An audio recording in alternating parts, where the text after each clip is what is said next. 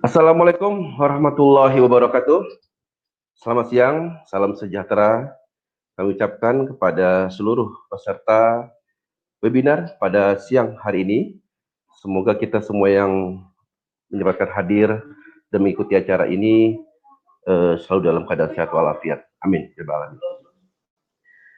Yang saya hormati dan sama-sama kita hormati Bapak Ruli Effendi selaku Direktur PT Multimedia Karya Mandiri, yang kami hormati Ibu Rumongso Handaweni selaku Country Manager Agape Indonesia, yang saya hormati dan kami hormati juga Bapak Yasir Huda selaku Direktur PT Primarindo Multi Alkestama, yang saya hormati tentunya Dr. Dewi Yenita Sari SPK, yang dalam hal ini beliau sebagai speaker utama pada acara webinar siang hari ini, yang sama-sama kita hormati para dokter, para analis, para customer dan rekanan, dan para subdistributor dari PT Multimedia Karya Mandiri, dan juga rekan-rekan tim dari PT Multimedia Karya Mandiri dimanapun Anda berada. Selamat siang dan sampai ketemu lagi ya. Pertama-tama, marilah kita panjatkan puji syukur kepada Allah Subhanahu Wa Taala, Tuhan Yang Maha Esa, yang telah memberikan kita kenikmatan sehat walafiat, sehingga alhamdulillah pada siang hari ini kita masih bisa bertemu dalam keadaan pandemi COVID-19 ini dalam acara open webinar dan sharing knowledge yang diselenggarakan oleh PT Multimedia Karya Mandiri bekerja sama dengan PT Primarindo Multi Alkestama dan juga Agape Diagnostik di Indonesia. Sebelum kita mulai acara ini, marilah bersama-sama kita membacakan basmalah, berharap semoga rangkaian acara dari awal sampai akhir nanti berjalan dengan harapan kita semua tentunya, berjalan dengan lancar, dan apa yang akan kita dapati ini bermanfaat buat pekerjaan kita sehari-hari. Bismillahirrahmanirrahim. Baiklah para hadirin semua, untuk acara yang pertama, marilah sama-sama kita simak, kita lihat tampilan atau slide company profile dari PT Multimedia Karya Mandiri yang nanti akan dipaparkan dan juga diberikan sambutan kepada Bapak Ruli Effendi selaku Direktur Utama PT Multimedia Karya Mandiri.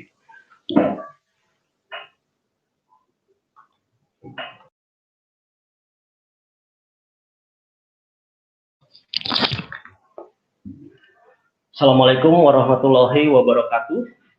Terima kasih untuk kehadiran semua dari customer, dari para dokter PK, dari rekanan, dan dari para analis, serta rekan-rekan dari tim Multimedia Karya Mandiri, dan juga teman-teman dari PT Primarindo Multi Alkestama.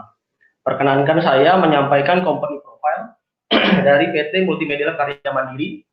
Kami berkantor pusat di GP Plaza Slipi, dan kami mempunyai fasilitas warehouse dedicated untuk semua produk yang kami distribusikan di Indonesia di Taman Tekno BSD. Kami berdiri dari tahun 1991 dan kami spesialisasi untuk alat-alat laboratorium kesehatan. Dan kami sudah bekerja sama dengan Agape Diagnostik lebih dari 10 tahun. Kami mempunyai visi untuk menjadi salah satu perusahaan yang dipercaya melayani perdagangan alat kesehatan laboratorium dan juga reagen. Untuk mencapai visi tersebut, kami mempunyai misi untuk memberikan pelayanan yang terbaik dan saling menguntungkan bagi seluruh stakeholder kami. Dan kerjasama ini dengan semangat kekeluargaan. Kami mempunyai 2 kantor kantor di daerah di Bandung dan Surabaya, serta kami juga mempunyai kantor untuk training center di Jalan Bendungan Hilir, Jakarta. Untuk produk-produk kimia yang kami distribusikan adalah reagen kimia dari Agape, fotometer Mispa Viva, dan juga alat otomatik 240 tes MISPA CCXL. Sementara untuk protein specific analyzer, kami mendistribusikan MISPA I2, dan khusus untuk MISPA I3, kami bekerja sama dengan PT Primarindo Multi Alkestama untuk mendistribusikan di seluruh wilayah Indonesia. Oke.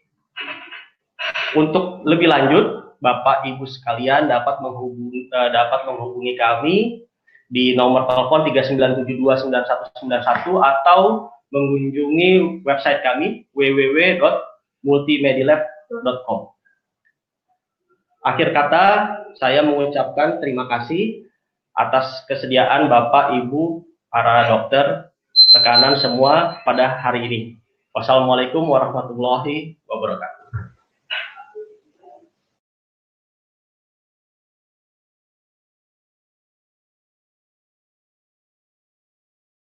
Oke, terima kasih kepada Bapak Ruli Effendi yang telah memaparkan mengenai company profile PT Multi Medilab Mandiri pada kesempatan hari ini. Dan selanjutnya, mari sama-sama kita lihat dan kita juga dengarkan pemaparan untuk company profile dari Agape Diagnostik yang dalam hal ini akan disampaikan oleh Ibu Rumongso Handayani. Saya persilakan.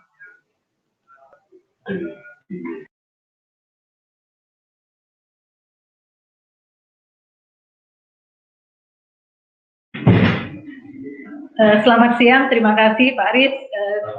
Selamat bergabung para viewer di webinar Agape dan Multimedilab. Kesempatan siang ini saya sampaikan sedikit company profile Agape. Mungkin di antara Bapak Ibu sekalian dan peserta sekalian belum mengenal Agape sebelumnya. Jadi Agape ini adalah kami adalah pabrikan untuk alat dan reagensia, di mana kami pabrikan tersebut berada di India, dan kami juga head office-nya berada di Swiss. Pabrikan kami ini termasuk alat dan reagensia dengan kapasitasnya untuk reagensia itu 120.000 kit per bulan, dan untuk mesin 450 kit per bulan. Untuk visi dan misinya, visinya adalah secara global menjadi rekan untuk menyediakan produk yang berkualitas dengan misi untuk terus mengembangkan produk yang dapat dipercaya di market. Kemudian bisnis kami berdasarkan dengan track, yaitu trust, respect, dan excellence, serta care dengan produk-produk yang bisa dipercaya. Koalisinya adalah menjadi partner terbaik dalam diagnostik. Ini kapasitas reagen, ini adalah kantor kami yang berpusat di Swiss. Kami sudah bekerja sama dengan lebih dari 1.500 distributor dan 35.000 customer di worldwide. Dan kami mempunyai 11 hak paten dan 4 diantaranya mendapatkan award. Nah, inilah 65 negara sudah kami distribusikan produk-produk kami dengan 10.000 lebih customer coverage yang kami handle. Di beberapa negara, Agape juga mempunyai direct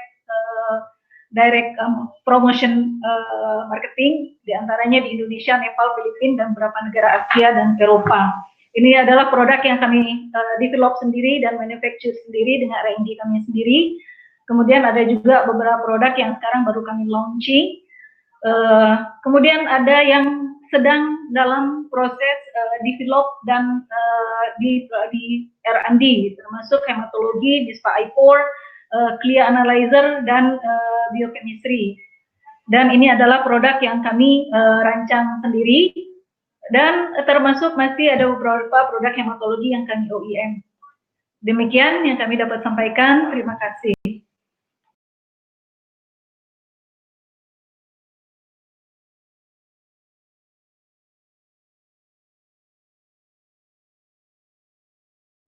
Oke, terima kasih kepada Ibu Rumongso Handayani yang telah menyampaikan, memaparkan company profile dari PT Agape Diagnostik.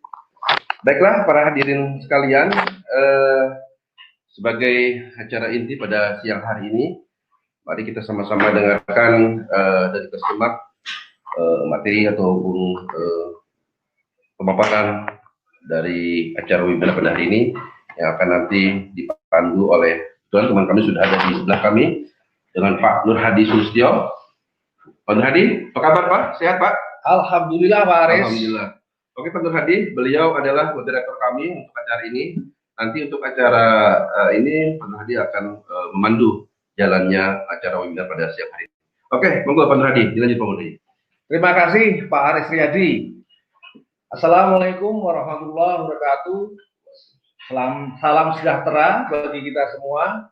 Selamat siang menjelang sore. Acara ini pada saat ini adalah nanti akan dibawakan oleh Dr. Dewi Yenita Sari SPPK. Beliau lahir di Palembang, pendidikan dasar diselesaikan di Kota Palembang, Sumatera Selatan dan Jakarta. Pendidikan tinggi kedokteran di Universitas Indonesia dan melanjutkan spesialis patologi klinik di Universitas Indonesia juga. Dr. Dewi aktif di keorganisasian Ikatan Dokter Spesialis Patologi Klinik cabang Jakarta dan PDS Patklin Pusat. Beliau aktif sebagai pembicara di kegiatan ilmiah di dalam dan di luar negeri. Maaf, Dr. Dewi tidak bisa saya sebutkan karena kegiatannya sangat aktif sekali dan sangat banyak sekali. Dr. Dewi saat ini menjabat sebagai Kepala Instalasi Laboratorium RSUP Persahabatan Jakarta. Rumah Sakit Persahabatan saat ini juga menjadi pusat rujukan perawatan penyakit COVID-19. Untuk mempersingkat waktu, Dr. Dewi akan memberikan paparan mengenai parameter laboratorium sebagai faktor prognostik pada pasien COVID-19. Kami persilahkan Dr. Dewi untuk memberikan paparannya.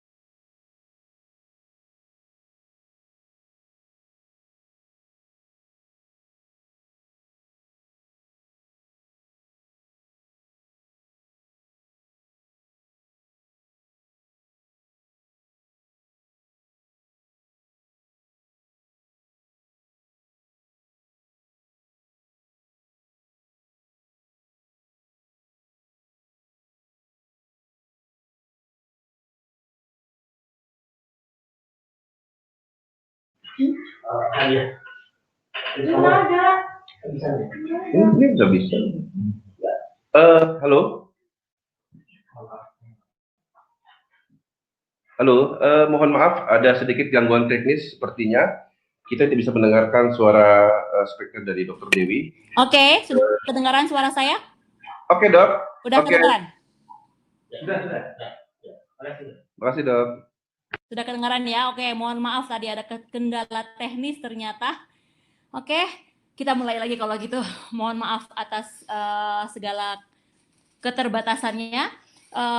Hari ini bahasan yang akan saya bawakan adalah faktor-faktor laboratorium pada pasien-pasien COVID-19. Oke, sebagai outline, maka yang akan dibicarakan hari ini adalah bagaimana situasi COVID-19 di Indonesia dan di dunia, bagaimana patofisiologinya, karena apa? Karena tak kenal maka tak sayang, maka kita harus tahu bagaimana COVID-19 itu menyebabkan penyakit pada SARS-CoV-2 ini menyebabkan penyakit pada pasien. Dan apa saja faktor-faktor prognosis yang dapat kita gunakan untuk menentukan outcome dari pasien.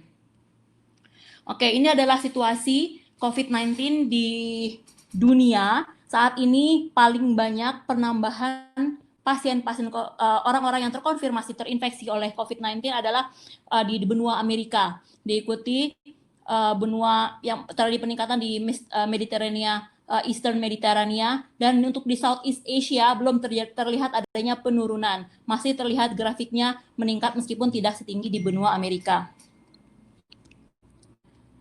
Ini secara global dapat dilihat bahwa yang berwarna merah itu terjadi lebih adanya pelaporan kasus lebih dari 100.000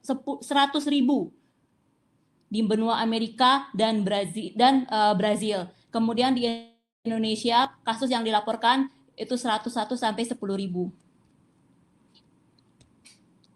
Ini di Southeast Asia atau di Asia Tenggara, Indonesia itu memiliki urutan nomor 3 setelah India dan Bangladesh dengan total confirmed cases pada tanggal 13 Juni sebanyak 35.295 kasus dan transmisinya bersifat komunitas. Jadi dia bukan klaster-klaster seperti di India tapi bersifat di komunitas. Ini Indonesia, data Indonesia dari gugus tugas per 13 Juni 2020 terdapat 37.000 kasus yang terkonfirmasi dan masih meningkat untuk Indonesia, kurvanya belum terjadi penurunan. Jadi memang kita masih harus tetap waspada terhadap penyakit COVID-19 ini. Ini kalau dilihat dari berbagai provinsi di Indonesia, maka kita bisa lihat bahwa Pulau Jawa itu sebagian besar berwarna merah. Jadi jumlah kasus-kasus yang terkonfirmasi COVID-19 itu lebih dari 100 per harinya. Jadi kita bisa lihat nih Pulau Jawa, Sumatera Selatan, kemudian Sumatera Utara dan Papua, kemudian Sulawesi Selatan dan Sulawesi Utara. Ini adalah pertambahan kasus dari tanggal 2 Maret sampai dengan tanggal 10 Juni. Kita masih bisa lihat bahwa kurvanya terus meningkat, belum ada penurunan. Begitu juga dengan kasus yang terkonfirmasi, pasien sembuh yang berwarna hijau dan kasus kematian. Untuk kematian maka 5% dari kasus yang terkonfirmasi itu pasiennya berakhir dengan kematian. Ini adalah 9 provinsi utama di mana kasusnya paling banyak. Yang pertama itu adalah di DKI Jakarta yang dengan jumlah 25% dari seluruh kasus itu ada di DKI Jakarta, disusul oleh Jawa Timur di mana 19,8% ada kasusnya berasal dari Jawa Timur dan Jawa Barat sebesar 7,4%.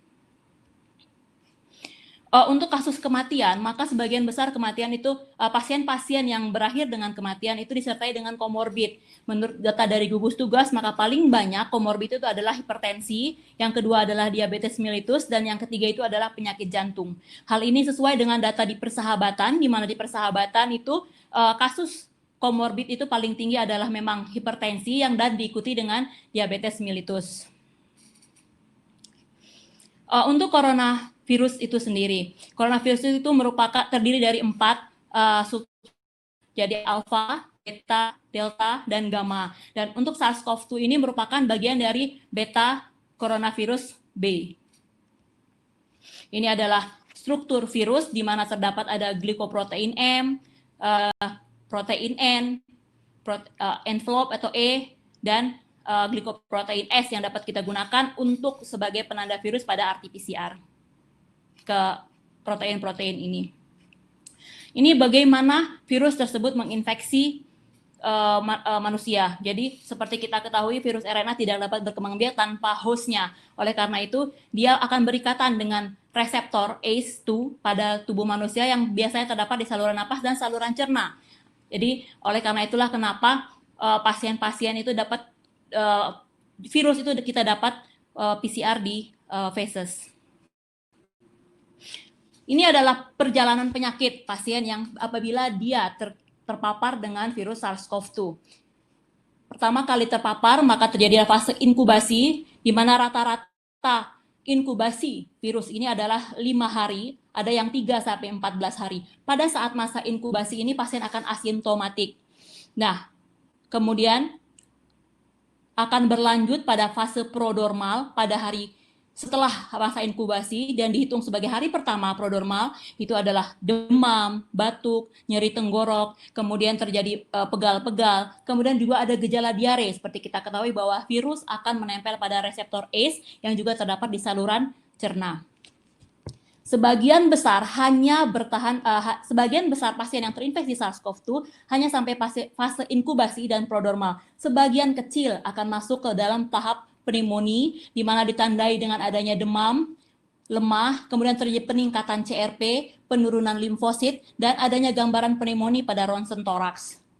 Dan sebagian kecil dari pasien yang terkena pneumonia ini dalam waktu 10 hari dapat terjadi perburukan dan terjadilah pneumonia yang disertai dengan hipoksia. Apabila pasien tidak dapat mengatasi infeksi tersebut, maka masuk ke dalam keadaan ARDS. Dan sebagian pada keadaan ARDS ini terjadilah badai sitokin, di mana semua terjadi kegagalan semua fungsi organ pada pasien dan pasien dapat meninggal. Ini secara garis besar patofisiologi pada infeksi SARS-CoV-2. Virus menempel pada reseptor ACE2 yang terdapat di bronkial ataupun di saluran pencernaan. Kemudian terjadi namanya sindrom aktivasi makrofag. Akibat aktivasi makrofag, maka dia akan mengeluarkan semua interleukin, sitokin, yang itu terutama terdiri dari TNF-alpha, interleukin 1 beta, interleukin 6, interleukin 8, dan MCP1 serta GRO-alpha. Terjadilah suatu keadaan yang disebut dengan hiperinflamasi. Apa fungsi-fungsi sitokin tersebut? Ini yang terjadi apabila makrofag mengeluarkan sitokinnya. Interleukin 1 dia akan menyebabkan terjadinya aktivasi dari vaskuler, pasien demam, dan meningkatkan lagi produksi interleukin 6. TNF-alpha juga akan menyebabkan aktivasi vaskuler, kemudian demam, dan terjadinya shock. Kemudian interleukin 6 menyebabkan terjadinya aktivasi limfosit, kemudian meningkatkan produksi antibodi, pasiennya juga demam dan meningkatkan produksi protein fase akut termasuk CRP. Kemudian interleukin 8 itu merupakan kemotaktik faktor di mana dia akan menarik sel-sel untuk dapat mencegah virus menyebar ke organ-organ yang lain. Kemudian interleukin 12 berfungsi untuk mengaktifasi NK sel. Dari gambaran tersebut kita dapat lihat bahwa semakin berat kasusnya, maka sitokin yang dihasilkan oleh makrofag akan semakin banyak. Inilah yang akan menyebabkan terjadinya badai sitokin pada pasien. Nah, bagaimana laboratorium dapat menggunakan parameter sederhana kan kita mengukur semua sitokin tersebut. Selain mahal juga jarang kita lakukan pemeriksaannya. Jadi bagaimana kita dapat melakukan pemeriksaan dengan menggunakan parameter laboratorium sederhana yang kita punyai di laboratorium kita masing-masing. Jadi ada beberapa faktor-faktor prediktor klinis berdasarkan penelitian Ruan terhadap 150 pasien di Wuhan, China. Jadi pada penelitiannya dia menyebutkan bahwa sebagian besar pasien itu meninggal karena gagal napas, yaitu 53%. Kemudian 33%-nya itu gagal napas disertai dengan kerusakan gagal jantung. Dan 7% hanya gagal jantung dan 7%-nya lagi tidak diketahui penyebab kematiannya. Oleh karena itu, dia menggunakan beberapa faktor-faktor laboratorium seperti troponin, kardiak troponin, baik troponin I maupun troponin T, kemudian mioglobin, C-reaktif protein, dan juga interleukin 6. Di sini dia bisa, di penelitian dia dapat terlihat jelas bahwa pada pasien-pasien yang dengan hasil akhirnya meninggal, maka kadar kardiak troponin, mioglobin, C-reaktif protein, dan interleukin 6 itu lebih tinggi dibandingkan pasien-pasien yang akhirnya keluar dan sembuh. Penelitian lain, suatu meta-analisis dari Brandon Michael Henry, dia melihat faktor-faktor hematologi, kemudian biokimia, dan imun untuk melihat, untuk memprediksi prognosis pada pasien-pasien dengan terinfeksi COVID-19. Dia sudah menjabarkan faktor-faktor parameter-parameter laboratorium apa yang meningkat dan menurun pada pasien-pasien dengan COVID-19, dan dia mendapatkan suatu kesimpulan pada pasien yang selamat dan tidak selamat, maka ada beberapa faktor yang ada beberapa parameter laboratorium yang dapat digunakan, yaitu jumlah leukosit, total bilirubin, kreatinin kinase, ferritin, dan interleukin 6. Jadi di antara 5 ini dia menyebutkan bahwa ferritin dan interleukin 6 merupakan faktor marker prognosis bersama dengan total WBC dan lymphocyte count.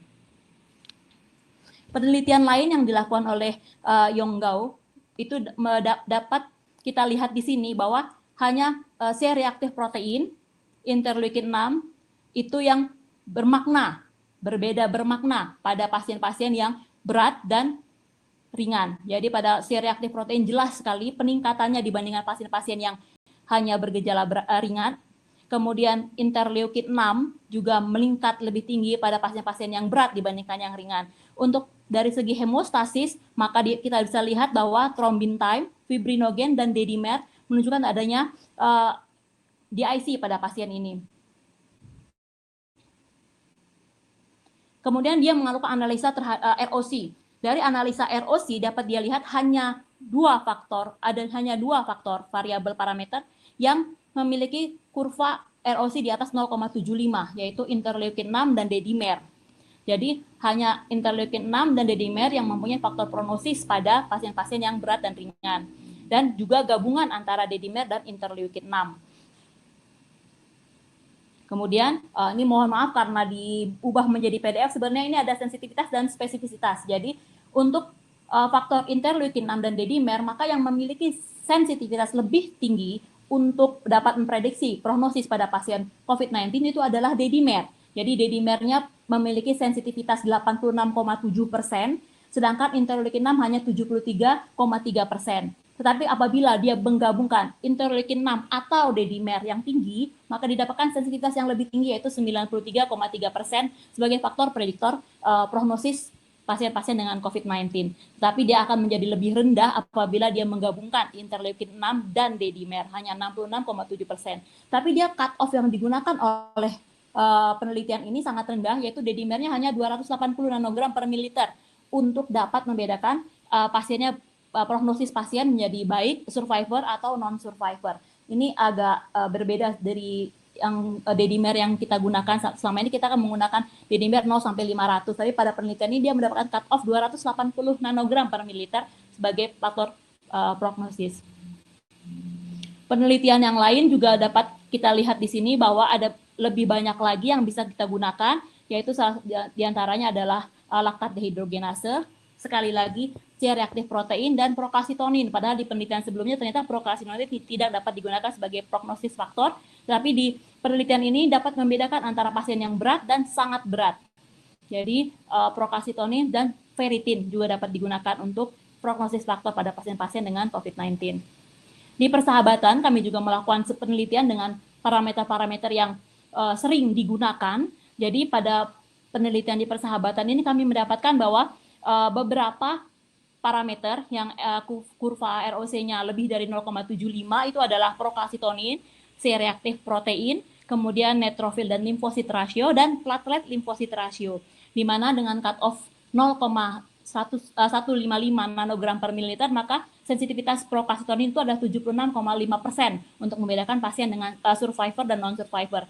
Pada penelitian ini kami menggunakan 110 pasien yang dirawat pada bulan Maret dan April, di mana 46-nya survivor dan 64-nya non-survivor. Pada penelitian ini kita dapat bahwa C-reaktif protein itu memiliki sensitivitas paling tinggi untuk sebagai faktor prediktor, yaitu sebesar 80,4% dibandingkan faktor-faktor lainnya. Ini saya akan membawakan dua kasus. dua pasien, yang satu outcome-nya baik dan satu lagi outcome-nya tidak begitu baik, yaitu berakhir dengan kematian. Pada pasien dengan Tuan S, 53 tahun dengan PCR positif, itu kita bisa lihat bahwa pada hemoglobin terjadi sedikit penurunan. Hal ini mungkin dapat disebabkan oleh anemia chronic disease. Kemudian jumlah leukositnya juga tidak begitu tinggi, masuk dengan 11.430. Kemudian pasien keluar pada pasien ini pulang pada tanggal 16 April, itu leukositnya 7.000. Kemudian jumlah trombosit diakhiri dengan trombositosis karena post infeksi. Untuk eosinofil, seperti kita ketahui pada pasien-pasien dengan COVID-19 terjadi eosinofilnya rendah, yaitu kurang dari 1%. Kemudian neutrofilia, di mana pasien ini datang dengan 85%, tapi pada saat perbaikan turun menjadi 71,8%. Limfositnya, kita ketahui juga bahwa pada pasien-pasien COVID-19 limfositnya sangat rendah. Pasien ini datang hanya dengan 6% limfosit, tapi pada saat perbaikan kita bisa lihat bahwa limfositnya meningkat menjadi 15,9%. Begitu juga dengan monosit. Pada pasien-pasien COVID-19 sangat khas sekali, apabila gejalanya berat atau pada saat infeksi awal, maka monosit akan ditarik ke jaringan. Monosit akan berada di paru-paru, sehingga monosit yang beredar di sirkulasi sangat rendah. Oleh karena itu, monosit pada saat pertama kali datang, monositnya dalam batas normal. Tapi pada sejalan dengan perbaikan, maka terjadi monositosis karena produksi monosit meningkat, maka monosit yang dihasilkan oleh sumsum tulang meningkat, sehingga terjadi monositosis pada saat pasien pulang. Kemudian limfosit absolut juga rendah, di bawah 1000. Seperti kita ketahui bahwa absolut limfosit pada pasien-pasien COVID-19 berada di bawah 1500. Pasien ini datang dengan 765 sel per mikroliter. Dan untuk NLR ratio sangat jelas sekali pada pasien ini, 12,72 pada saat masuk dan mengalami perbaikan pada saat pulang menjadi 4,52 meskipun belum dalam batas normal. Untuk kimia klinik, faktor fungsi hati, enzim hati, AST/ALT tidak mengalami peningkatan yang bermakna. Kemudian urium dan kreatinin juga masih dalam batas normal. Ini yang tadi kita bicarakan, faktor prognosis. Terdapat peningkatan CRP, C-reaktif protein, karena ini merupakan protein fase akut pada saat pasien datang, yaitu sampai 313, padahal kita ketahui CRP nilai normalnya di bawah 5. Pasien ini datang dengan CRP 313, pada saat perbaikan kita bisa lihat bahwa CRP-nya mulai menurun, dan meskipun belum sampai normal, pada tanggal 11 April sudah menurun menjadi 76,4. Begitu juga dengan procalcitonin, masuk dengan 0,35, tapi pada saat sudah mendekati normal 0,06. Begitu juga dengan D-dimer, salah satu faktor prognosis lainnya. Pada pasien dengan outcome baik, kita bisa lihat bahwa D-dimer tidak terlalu tinggi, datang dengan 720 pada saat infeksi sedang aktif-aktifnya, kemudian pulang dengan kadar D-dimer yang sudah kembali normal. Ini pasien yang kedua, yaitu Tuan N, 58 tahun, dengan PCR positif, serologi positif, dan outcome-nya tidak begitu baik. Pasien ini datang dengan hemoglobin 10,5, mungkin pasien ini memang anemia sejak awal sebagai faktor predisposisinya. Kemudian leukositnya kita bisa dapat lihat dengan jelas terjadi peningkatan jumlah leukosit. Pada meta-analisis dikatakan bahwa jumlah leukosit juga dapat sebagai faktor prediktor, prognostik faktor pada pasien-pasien dengan COVID-19. Kita bisa lihat bahwa jumlah leukosit pada pasien ini mencapai 48.660 pada tanggal 23 April. Pada saat ini pasien mengalami perburukan. Jumlah trombosit menurun, trombositopenia, tapi belum sampai trombositopenia, masih dalam batas normal. Kemudian neutrofil kita bisa lihat tidak pernah turun dari 70%, neutrofil selalu berada di atas 70%, dan pada saat akhir neutrofilnya mencapai 94,5% dan limfositnya drop menjadi 2,7% saja. Salah satu faktor prediktor berdasarkan suatu penelitian di Singapura, jumlah limfosit yang kurang dari 5% itu menunjukkan adanya prognosis buruk pada pasien. Eosinofilnya, seperti kita ketahui, eosinofilnya kadang sampai 0% pada pasien ini, dan monosit, seperti yang sudah saya jelaskan tadi, apabila terjadi perburukan, mana monosit akan ditarik ke jaringan, sehingga monosit yang berada di sirkulasi itu sangat rendah pada pasien ini, sampai 2,6% saja pada saat pasien terjadi perburukan. Dan untuk NLR ratio, pasien pada saat akhir itu NLR rasionya sampai 35, dan limfosit absolutnya meskipun masih dalam batas 1000, itu disebabkan karena terjadinya leukositosis pada pasien ini. Untuk dedimer, kita bisa lihat dedimer pasien ini masuk dengan 790 tidak berbeda bermakna pada pasien yang pertama, tetapi terjadi peningkatan sampai 14.500 pada pasien ini, dan pada saat akhir menjadi 5.570, tetap tinggi 10 kali lipat dari batas normal. Begitu juga dengan procalcitonin, kita bisa lihat pada pasien dengan infeksi virus, maka daya tahan tubuhnya menurun, pasien rentan terhadap infeksi sekunder bakteri, maka kita bisa lihat procalcitoninnya sampai 13,84. Kemudian sesuai dengan penelitian-penelitian bahwa pasien-pasien dengan COVID-19 biasanya disertai dengan gagal jantung, maka pasien ini terlihat troponin I-nya pun meningkat sampai 90,5. Jadi sebagai kesimpulan, maka marker prognosis untuk pemeriksaan laboratorium pada COVID-19 yang sederhana yang bisa kita lakukan di laboratorium kita itu, yang pertama itu adalah absolute lymphocyte count, kemudian NLR atau neutrophil lymphocyte ratio, platelet lymphocyte ratio, kemudian di kimia klinik ada ferritin dan CRP. Untuk di imunoserologi ada procalcitonin, tapi mungkin interleukin 6 tidak semua laboratorium bisa melakukan pemeriksaan, dan dikatakan bahwa interleukin 6 setara dengan ferritin, jadi kita bisa mengganti interleukin 6 dengan ferritin. Kemudian pada parameter hemostasis adalah dedimer, dapat kita gunakan sebagai prognostik faktor. Itu saja yang bisa saya sampaikan. Terima kasih atas perhatiannya. Assalamualaikum warahmatullahi wabarakatuh.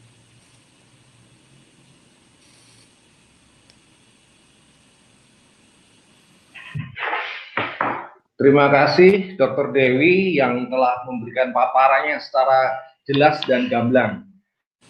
Tentunya ada yang akan ditanyakan, masalah yang telah disampaikan oleh Dr. Dewi tadi. Kami persilahkan untuk bisa menuju ke room chat untuk memberikan pertanyaannya. Ada satu pertanyaan yang sudah kami catat, Dokter. Bagaimana menghadapi COVID-19? Atau bagaimana menghindari COVID-19? Bagaimana apa kontrol prevention yang diambil oleh tim medikal? Silakan, Dokter.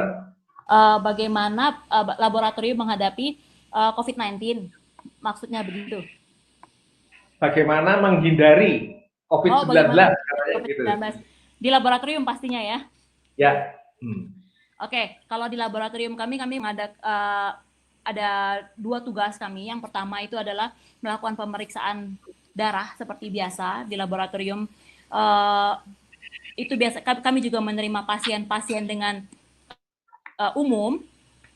Di sana kami menggunakan yang pasti pertama yang tentu saja selamatkan diri sendiri, selamatkan lingkungan, dan selamatkan orang lain. Itu prinsip utama dari infection control. Jadi selamatkan diri sendiri itu artinya yang pertama kita harus selalu menjaga kebersihan diri kita sendiri. Yang pertama cuci tangan, tentu saja hand hygiene. Yang kedua adalah alat pelindung diri. Nah, di mana alat pelindung diri kita yang di laboratorium terutama adalah masker, gaun, kemudian sarung tangan. Apabila kita melakukan pekerjaan yang menimbulkan percikan, maka kita dapat menggunakan Google dan face shield. Itu kalau di selamatkan diri. Kemudian selamatkan lingkungan, maka semua meja-meja atau permukaan yang disentuh oleh pasien maupun oleh petugas laboratorium itu selalu kami bersihkan. Setiap ganti pasien itu semua meja harus dibersihkan, atau kita berikan alas tisu. Jadi setiap ganti pasien tisunya dibuang. Jadi tidak ada penularan dari satu pasien ke pasien lain. Dan pasien juga kami wajibkan memakai masker. Tanpa masker maka pasien tidak dilayani. Itu selamatkan diri dan selamatkan lingkungan. Selain itu adalah selamatkan orang lain dengan cara di antara pasien, setelah mengambil darah pasien A, kita mengambil darah pasien B, maka petugas wajib mengganti sarung tangan atau setidaknya mencuci tangannya setelah 10 pasien. Begitu sih yang kami kerjakan. Jadi prinsip infection control adalah selamatkan diri, selamatkan lingkungan, dan selamatkan orang lain. Begitu, lebih kurang sih kayaknya. Terima kasih, Dokter. Ada lagi satu pertanyaan lagi.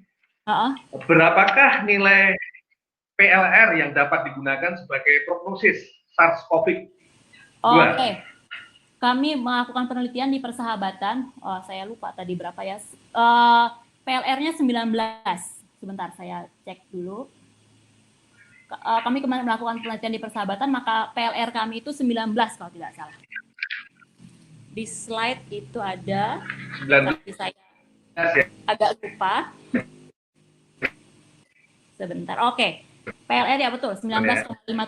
Jadi PLR kami mengambil cut off itu untuk procalcitonin 0,155 nanogram per mililiter, C-reaktif protein 94,75, kemudian NLR-nya 7,08. Ini untuk membedakan survivor dan non-survivor ya. Kemudian PLR-nya adalah 19,57.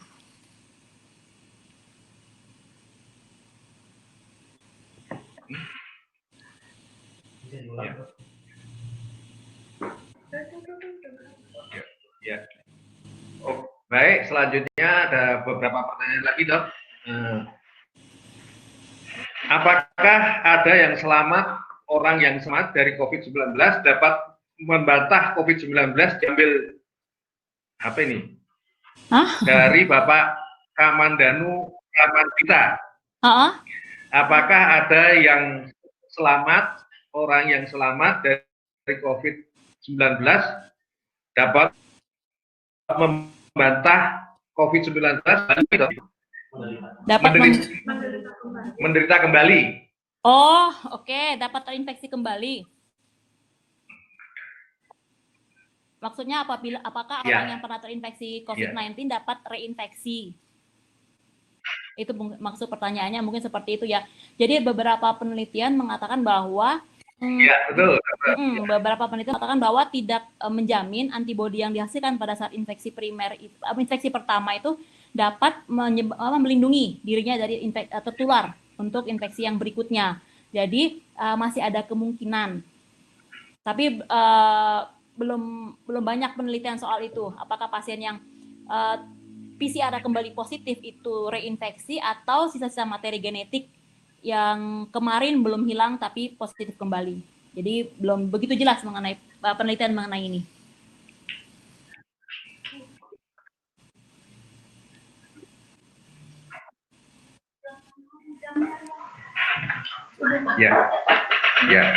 Terima kasih, Dokter.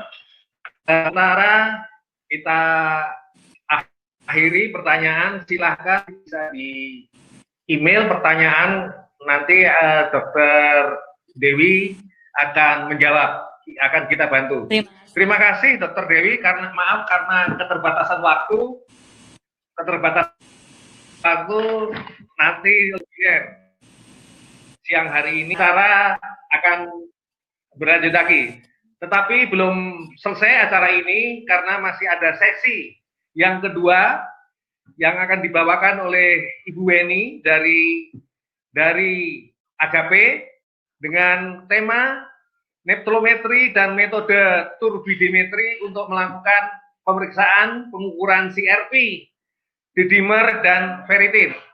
Mohon untuk tetap di link ini karena masih ada acara yang lebih lanjut yang lebih menarik, ada hadiah yang menarik dengan pertanyaan yang akan berhubungan dengan yang disampaikan oleh Dr. Dewi dan akan disampaikan oleh Ibu Weni. Kami persilahkan Ibu Weni untuk memberikan paparannya.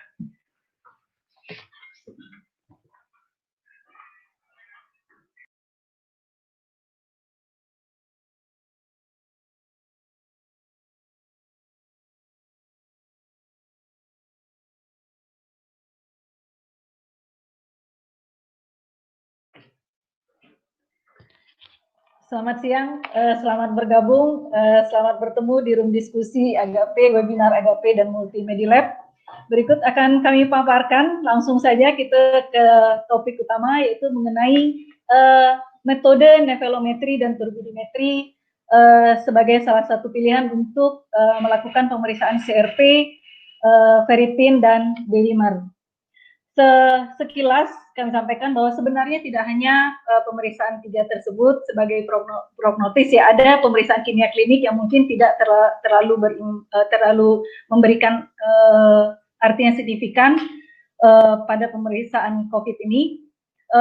Dan Agape dan PT Multimedia Lab dalam hal ini kami sudah bekerja sama dalam jangka waktu yang cukup lama. Kami mempunyai reagen kimia klinik dan juga protein, di mana untuk reagen kimia klinik ini kami sifatnya open system, jadi bisa diaplikasikan di alat dan di alat-alat yang sifatnya juga open system. Nah, untuk alat-alat yang bukan dari Agape sendiri, seperti alat yang open system itu, kami tim Multimedia Lab mempunyai tim yang handal untuk membantu Anda untuk mengaplikasikannya. Dan selain itu kami juga punya sistem reagen yang bisa mensupport untuk alat-alat seperti Mindray, Biolis, dan alat open system lainnya. Nah, untuk metode nevelometri dan turbidimetri sendiri, kita ketahui bahwa untuk pemeriksaan protein, nevelometri dan turbidimetri ini adalah gold standarnya. Bedanya nevelometri dan turbidimetri ini adalah posisi detektornya. Untuk nevelometri, posisi detektor itu berada pada angle tertentu, pada sudut pembacaan tertentu, sementara turbidimetri berada pada garis lurus dengan sumber cahaya.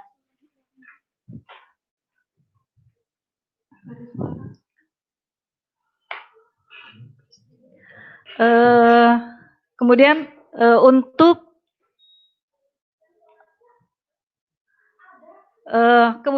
kami yang kami sampaikan adalah mengenai alat yang kami develop dan kami pasarkan juga, itu MISPA i3. Kami sebut alat ini unique choice karena pertama, alat ini menggabungkan dua metode tersebut, yaitu nevelometri dan turbidimetri. Maka kami sebut alat ini menggunakan UGS teknologi. Jadi bisa mendapatkan hasil sensitivitas yang rendah dan hasil linearity-nya yang tinggi.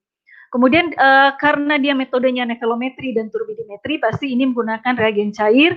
Biasanya di reagen cair pada alat full automatic kita butuh kalibrator. Sementara di alat ini kami memprovide dengan menggunakan smart card kalibrasi. Sehingga dengan menggunakan smart card ini tidak ada pembuangan reagen untuk kebutuhan kalibrator, juga tidak ada cost untuk pembelian kalibrator. Manual error juga ditiadakan karena kesalahan dari kalibrasi ataupun kontrol yang tidak masuk akibat kalibrator yang sudah tidak layak pakai. Sehingga dalam hal ini karena kalibrasi kalibratornya ataupun reagen yang menggunakan untuk kalibrasi ditiadakan, maka akan cost savingnya akan lebih tinggi. Kemudian reagen ini, alat ini juga menggunakan dia pakai single test cartridge, di mana di dalam cartridge itu kita sudah provide dengan reagennya dan juga sifatnya sudah auto barcode sehingga alat bisa langsung mengenali. Karena masing-masing cartridge ini sudah dilengkapi dengan reagen yang di-seal sehingga dia expirednya bisa sampai batas waktu yang tersebut di dalam masing-masing kit. Nah, kelebihan lainnya dari alat ini adalah alat ini bisa menyimpan hingga 1000 tes memori. Sehingga pada suatu saat teman-teman di laboratorium membutuhkan hasil pasien, itu bisa dicari kembali, bisa berdasarkan ID-nya, bisa berdasarkan pemeriksaannya, juga bisa berdasarkan tanggal pemeriksaannya. Nah, ini adalah CRP, D-dimer, dan ferritin. Kelebihannya dengan metode nevelometri dan turbidimetri ini, satu alat bisa untuk 3 tes ini. Biasanya di laboratorium mungkin untuk 3 parameter ini, kita setidaknya butuh dua alat yang berbeda, atau bahkan ada yang 3 alat yang berbeda. Jadi dari segi untuk CRP sendiri, packing size-nya itu kami sediakan packing yang kecil-kecil, sangat convenient, dengan 30 tes, sementara D-dimer hanya 10 tes, ferritin juga 10 tes. Jadi pemeriksaan ini tadi juga disangkut-pautkan oleh Dr. Dewi sebagai prognostik untuk pemeriksaan COVID. Dan measuring range-nya untuk CRP cukup tinggi, kita bisa baca sampai 300 dengan satuan miligram per liter, dengan batas sensitivitasnya juga rendah dari 0,5. Sementara untuk D-dimer, kami di alat ini menggunakan satuan mikrogram per mililiter dengan batas pembacaan sampai 10. Ferritin juga cukup tinggi hingga sampai 750 dengan satuan nanogram per mililiter. Untuk pemeriksaan ini CRP D-dimerferitin kami sudah tertelusuri dengan metode-metode yang terstandar secara internasional. Nah, ini adalah MISPA I3 sebagai informasi. MISPA I3 alat kami ini, kami secara worldwide itu sudah terinstall di 35 negara dengan lebih dari 2.500 instalasi. Sedangkan di Indonesia sendiri, kami sudah terinstall lebih kurang 50, di antaranya di Pramita Lab Cabang Matraman Jakarta, Rumah Sakit Mitra Keluarga Group, Lab Klinik Sima, Al Ihsan, PIK Jakarta, Omni Pulomas, RUD Serang, dan beberapa rumah sakit yang ada di seluruh Indonesia.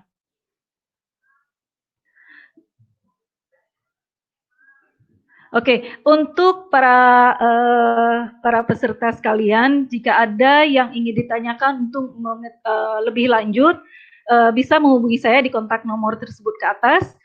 Jika ada yang ingin ditanyakan, silakan dimasukkan ke room chat. Oke, ini kebetulan sudah ada nih bertanya.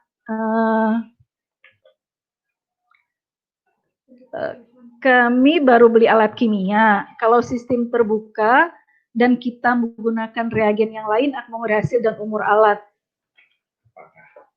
Oh, apakah ini akan mempengaruhi hasil dan umur alat? Mungkin gitu ya. Yang bertanya adalah Pak Johan Sohari. Gini Pak, sebenarnya umur alat itu tergantung dari proses maintenance di masing-masing customer, itu sangat berpengaruh. Mengenai hasil itu biasanya hasil itu terkait dengan bagaimana kita melakukan selama kontrol internal kita bisa pastikan selalu dalam range-nya. Kemudian aplikasi yang mempengaruhi biasanya hasil itu adalah mulai pre-analitik ya. Pre-analitik jauh lebih mempengaruhi pre-analitik, analitik, dan post-analitiknya. Jadi kita harus melihat ini semua. Tapi kalau misalnya reagen mempengaruhi hasil dan umur alat tergantung dari maintenance. Setahu saya mungkin teman-teman yang di laboratorium lebih paham mengenai ini ya. Mungkin gitu ya Pak Johan. Mungkin ada lagi yang mau ditanyakan? Oke, kalau misalnya tidak ada yang ditanyakan atau ada yang mau informasi lebih lanjut, silakan dikirim. Ini. Mungkin ini ada pertanyaan juga untuk alat QC dari alat MISPA I3 ini. Di alat MISPA I3 kita punya form untuk ada tool sendiri untuk QC, di mana kita bisa masukkan 2 level QC yang berbeda.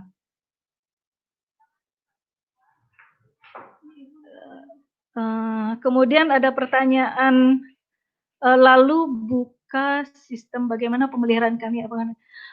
Untuk maintenance alat sendiri, kami bekerja sama dengan pihak Multimedilab dan PT Primarindo sebagai eksklusif subdealer. Agape sendiri juga melakukan servis secara direct dari kantor pusat. Demikian itu pertanyaan dari Kamandanu. Kalau untuk ini ada pertanyaan lagi, bagaimana apabila terjadi kerusakan alat sehingga spare part-nya ketersediaan spare part ya maksudnya. Jadi gini, kalau di Agape selama alat itu masih dalam garansi kami, biasanya kami memberikan garansi itu selama 1,5 tahun. Dalam waktu range 1,5 tahun, kami akan mensupport spare part yang rusak dan free untuk customer. Oke, mungkin ada pertanyaan lagi?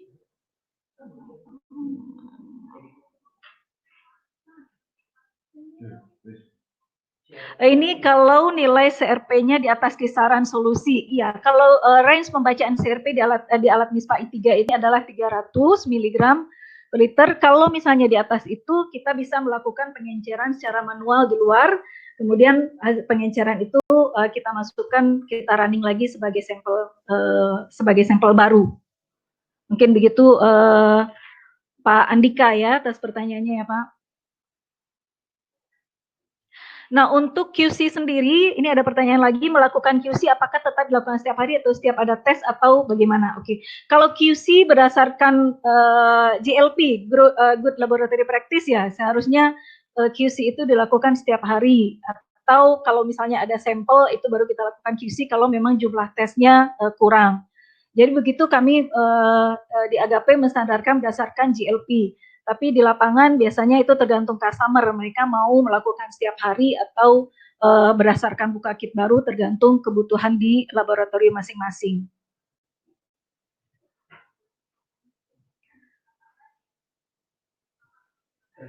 Traceability, kami punya traceability untuk CRP, ferritin, dan dimer karena traceability kami sudah terstandar secara internasional. Seperti CRP itu traceability kami berdasarkan IFCC. Kami punya sertifikatnya juga untuk traceability-nya. Oke. Untuk stabilitas, mungkinnya pertanyaan dari Eri Robuta, sensitivitas reagen sampai berapa bulan setelah reagen dibuka? Mungkin maksudnya stabilitas, mungkin ya. Stabilitas untuk reagen di MISPA I3 ini karena dia pakai single cartridge dan itu tertutup, terseal dengan rapat. Jadi stabilitasnya itu sampai expired reagen. Biasanya dari setelah reagen diproduksi sampai expired itu bisa sampai 8 bulanan. Gitu.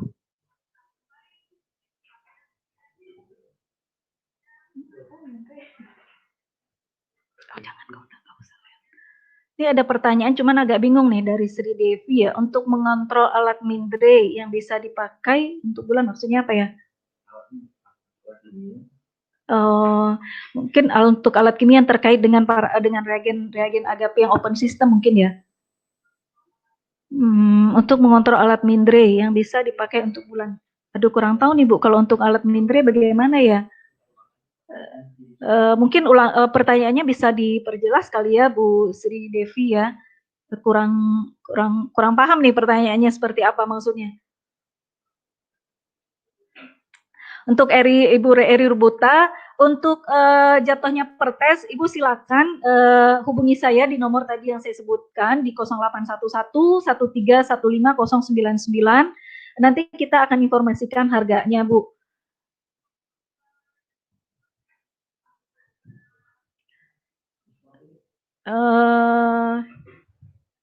Oke. Nanti untuk materi hari ini kita bisa Ibu bisa di email, alamat email silakan diketik di room chat atau di email kami. Ibu silakan email, nanti kita bisa kirimkan ke masing-masing peserta, peserta yang menginginkan materi tentunya. Nanti di sosial media kami juga akan share record dari pertemuan kita hari ini. Oke, mungkin itu pada hari ini yang bisa kami sampaikan. Saya ucapkan terima kasih atas partisipasi dan aktivitasnya hari ini. Assalamualaikum warahmatullahi wabarakatuh.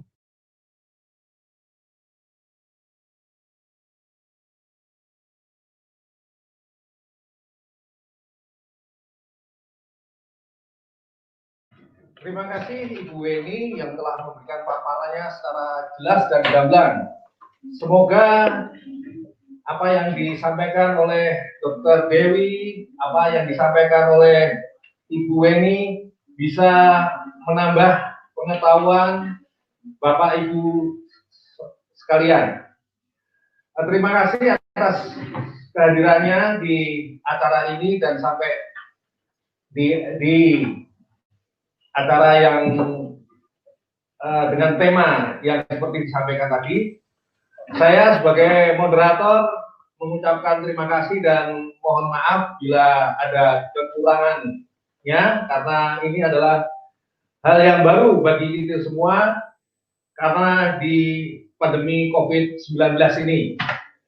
Untuk selanjutnya masih ada yang tetap menarik akan disampaikan oleh Bapak Aris Riyadi, tetap di link ini. Kami persilakan Pak Aris. Oke. Terima kasih Pak Nur Hadi Juwanjo atas panduannya untuk moderator pada acara siang hari ini. Pada seluruh peserta webinar, tadi yang tadi disampaikan oleh moderator bahwa kita penyelenggara atau tim acara ini sudah menyiapkan beberapa hadiah menarik untuk para peserta semua. Tentunya nanti kami akan melontarkan beberapa pertanyaan, yang mana setiap pertanyaan kami berikan waktu 1 menit kurang lebih untuk menjawab, dan nanti bisa menjawab langsung di room chat di pojok sebelah kanan di layar handphone atau laptop para peserta semua. Dan tim admin kami sudah menyiapkan nanti beberapa nama yang jawabannya mungkin lebih cepat dan benar tentunya, dan masalah teknis nanti distribusi hadiah akan kami langsung kirimkan ke rumah kaca instansi daripada rekan-rekan peserta semua yang memenangkan acara ini. Baiklah, langsung saja kita lanjutkan dengan pertanyaan. Yang mana pertanyaan ini ada seputar masalah webinar yang disampaikan oleh para narasumber kita, baik itu dari Dr. Dewi maupun Ibu Weni sendiri. Mohon disimak baik-baik dan mohon dijawab dengan cepat dan benar. Sekali lagi, kami sudah menyediakan beberapa hadiah menarik bagi para pemenang. Untuk pertanyaan yang pertama adalah pemeriksaan kimia dan imunoserologi apa saja yang dapat dijadikan penentu prognosis pada pasien dengan COVID-19? Oke, saya ulang pertanyaannya. Pemeriksaan kimia dan imunoserologi apa saja yang dapat dijadikan penentu prognosis pada pasien dengan COVID-19? Silakan dijawab di room chat yang sebelah kanan layar handphone atau laptop para peserta semua. Waktunya tidak lama, saya kasih waktu 1 menit.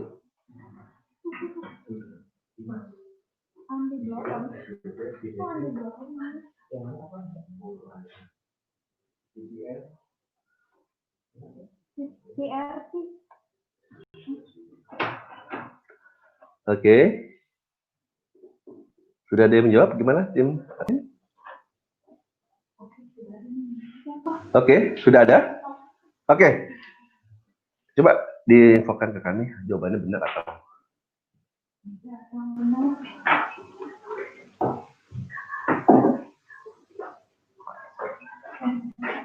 coba sini habis.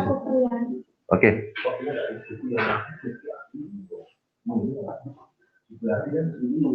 Jawabannya. Oke.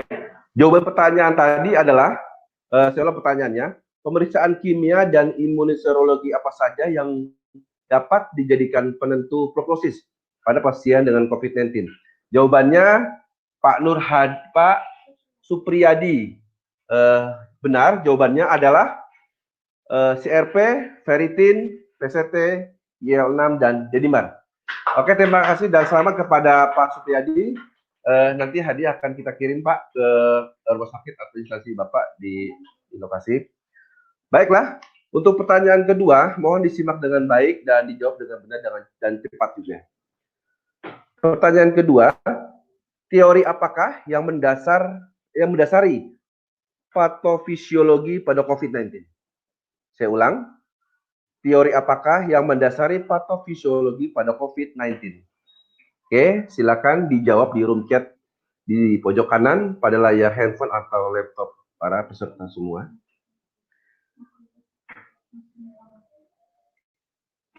Masih saya berikan waktu untuk menjawab. Kepada seluruh peserta yang lain juga mohon untuk tidak live dari acara ini, karena kami menyediakan beberapa hadiah menarik tentunya pada akhir acara ini. Jadi langkah baiknya sampai ditunggu sampai selesai acara ini, karena hadiah yang kami siapkan buat Anda semua mudah-mudahan berkesan nanti setelah ikuti acara ini. Bagaimana tim admin? Sudah? Belum ada jawaban? Oke, saya pantun dari hitungan kelima ya. 5, 4, 3, 2, 1. Oke, pas. Ternyata pertanyaannya tidak ada yang bisa menjawab. Saya ulang lagi dan saya akan coba menjawabnya. Pertanyaan ini adalah, teori apakah yang mendasari patofisiologi pada COVID-19? Jawabannya adalah macrophage activation syndrome. Saya ulang, jawabannya adalah macrophage activation syndrome. Oke, itu jawabannya. Pertanyaan selanjutnya, pertanyaan ketiga, mohon kembali disimak. Reseptor virus pada host manusia adalah, saya ulang pertanyaannya, reseptor virus pada manusia adalah,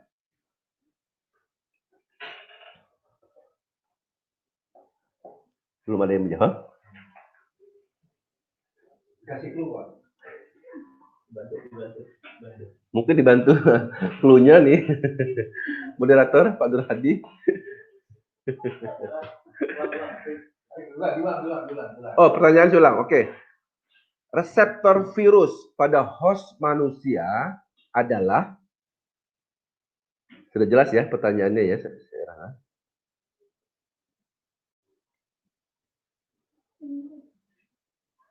Mungkin kalau tadi menyimak dengan ini, jawabannya sudah ada dari di materi itu.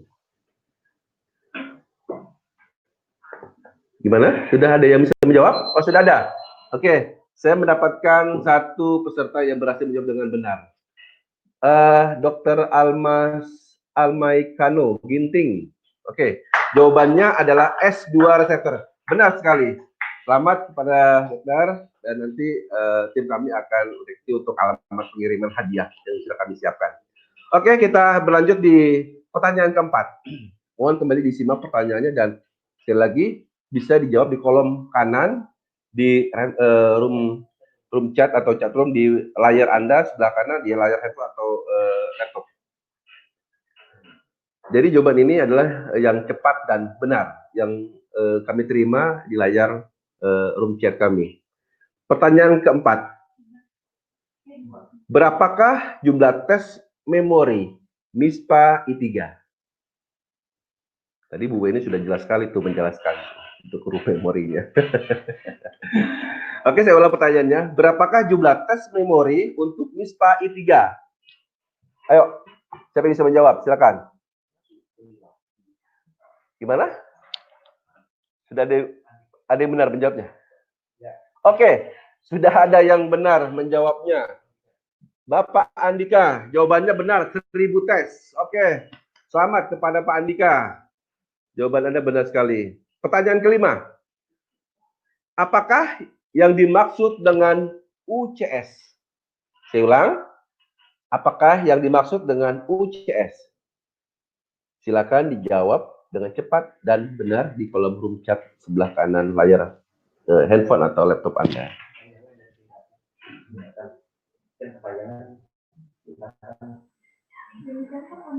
Gimana? Ada jawabannya sudah dikirim?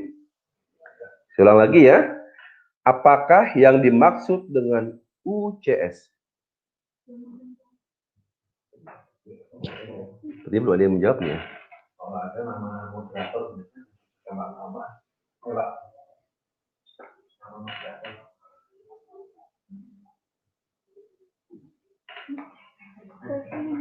Sudah ada? Oke. Saya coba lihat di sini. Coba Bu ini, mana yang jawabannya benar tuh? Coba di screenshot aja.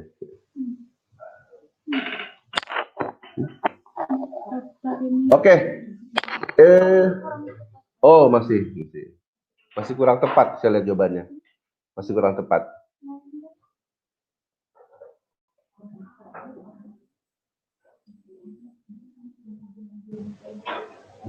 Ada lagi yang sudah menjawab? Mungkin?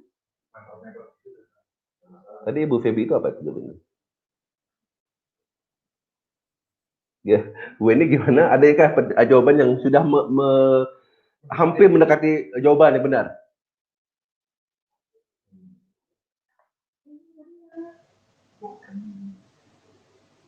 Oke? Ya. Ada? Oke. Ada yang menjawab mendekati benar dari Tarin Rahmawati.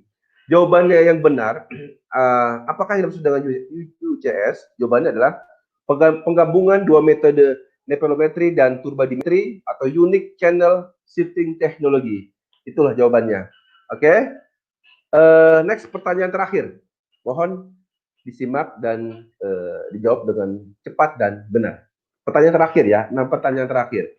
Kami sudah menyediakan beberapa hadiah menarik untuk jawaban yang benar dari masing-masing peserta webinar pada hari ini. Dan teknisnya akan kami kirim nanti ke alamat instansi rumah sakit yang sudah kami dapati datanya. Pertanyaan terakhir, apakah sampel pemeriksaan D-dimer di MISPA I3? Saya ulang, apakah sampel pemeriksaan D-dimer di MISPA I3? Silakan untuk jawabannya.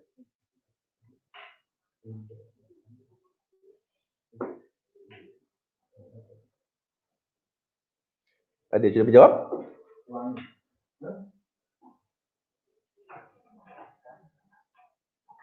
Berarti sudah dijawab benar. Iya, oke. Sudah jawab dengan benar dan cepat. Yang pertama kali masuk ke room chat kita adalah Rizka Dewi Kurniawati. Jawabannya adalah serum. Benar sekali. Oke, selesai sudah 6 pertanyaan yang saya lontarkan kepada audiens semua untuk acara ini. Dan sekali lagi data semua pemenang sudah kami catat di kami, dan teknisnya beberapa hari ke depan akan kita kirim hadiah menarik buat Anda semua yang sudah menjawab pertanyaan dari kami dengan benar dan tepat. Baiklah para hadirin semua, rangkaian demi rangkaian acara webinar pada sore hari ini sudah sama-sama kita jalani dan alhamdulillah berjalan dengan baik, lancar, sesuai dengan harapan kita semua tentunya. Saya selaku pembawa acara mewakili juga dari tim Multimedial Karya Mandiri sebagai penyelenggara acara ini. Sekali lagi mengucapkan terima kasih kepada para audiens, para dokter, para analis, para rekanan, staf distributor kami, PT Multimedial Karya Mandiri, dan juga ucapan terima kasih kepada para moderator, para narasumber, Dr. Dewi Yenita Sari SPPK yang sudah memberikan waktu menyampaikan pemaparan mengenai acara webinar pada siang hari ini, pada Ibu Rumongso Handewini yang juga telah menyampaikan materi pemaparan produk dari Agape, dan juga kepada Bapak Yasir Huda selaku Direktur PT Primarindo Multi Alkestama. Terima kasih Pak Yasir, dan juga seluruh tim kreat dan rekan-rekan dari tim Multimedial Karya Mandiri atas waktu, supportnya, dan juga kerjasamanya dalam acara webinar yang diselenggarakan oleh Multimedial Karya Mandiri dan Agape pada siang hari ini. Terima kasih semua kawan-kawan. Sebagai akhir acara ini, marilah kita ucapkan alhamdulillah.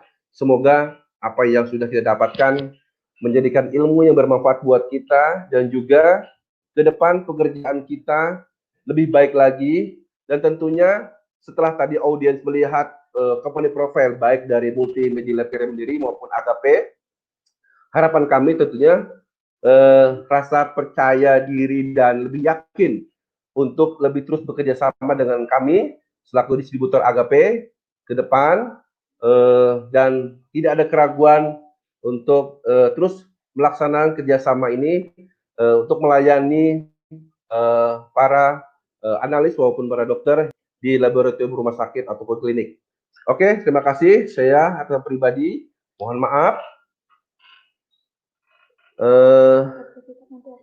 Dan juga sertifikat untuk acara ini nanti akan kita kirim berdasarkan registrasi yang sudah masuk di data kami.